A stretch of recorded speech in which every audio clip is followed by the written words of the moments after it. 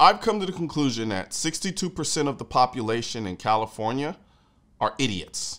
And this video proves it. A group of smash and grab robbers stopped by a jewelry store worker with a gun. Shocking new surveillance video showing the robbers running as soon as the worker fires right at them, chasing them out of the store. Chaos erupting in a Manhattan Beach jewelry store as crooks break in, smashing the glass with hammers and stealing jewelry. The robbery happening Saturday afternoon at Prestige Jewelers in Manhattan Beach. You can see the 5 crooks dressed in hooded sweatshirts sprinting into the store with empty bags. Seconds later, filling those bags with boxes of jewelry as terrified shoppers watch. Finally, a store employee using a handgun to fire toward the suspects as they run away. The store was the target of a similar robbery in 2014. The suspects wearing ski masks and stealing several items of jewelry.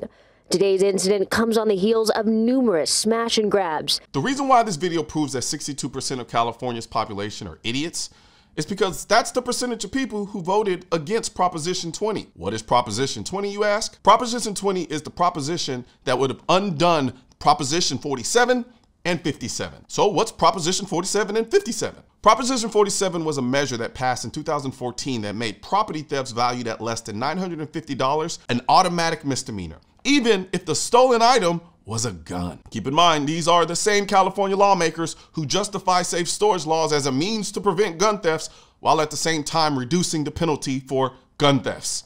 I swear, California is run by children. You see, the measure also made incarcerated felons eligible for resentencing and release if their past crimes retroactively qualified as misdemeanors. Then in 2016, the governor of California introduced Proposition 57, which increased parole and good behavior opportunities for felons convicted of nonviolent felony offenses. Anyone want to take a guess what this measure considered nonviolent felony offense? Let's see. You have rape of an unconscious person, supplying a firearm to a gang member, hostage taking, human trafficking, domestic violence with trauma, and attempting to explode a bomb at a hospital or school. And they had the audacity to name the measure the Public Safety and Rehabilitation Act. That's where Proposition 20 comes in.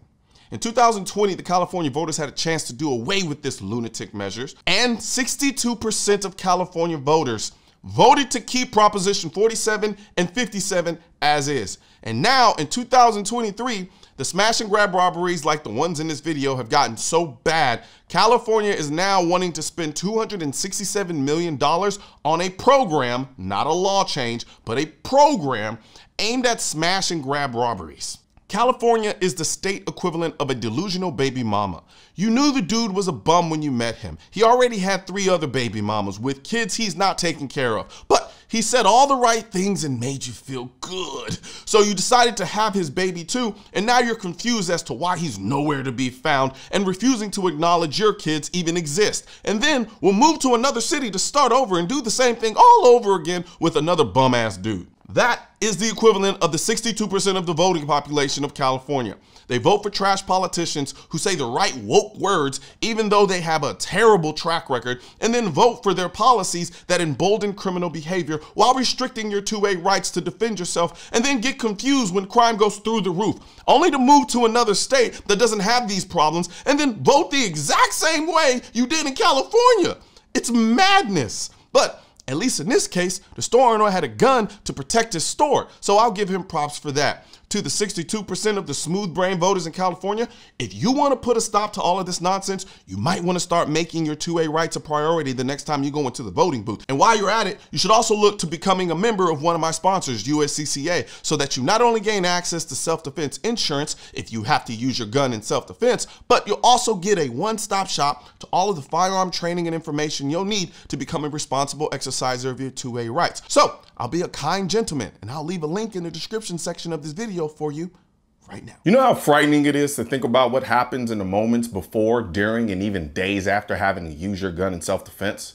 When you first start carrying a gun for protection, it can be a very scary and nerve-wracking experience, especially if you haven't gotten the education and training you need to feel confident.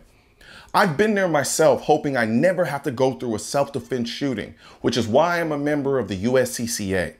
As a USCCA member, you can eliminate some of the stress of carrying a gun for protection by accessing the amazing wealth of firearm education, training, and current state-specific gun laws of your state or states you may travel to. This can help you be prepared for or hopefully even avoid a self-defense incident. As a bonus, members automatically become insured on the self-defense liability insurance policy purchased by and issued to the USCCA. Click below to learn more.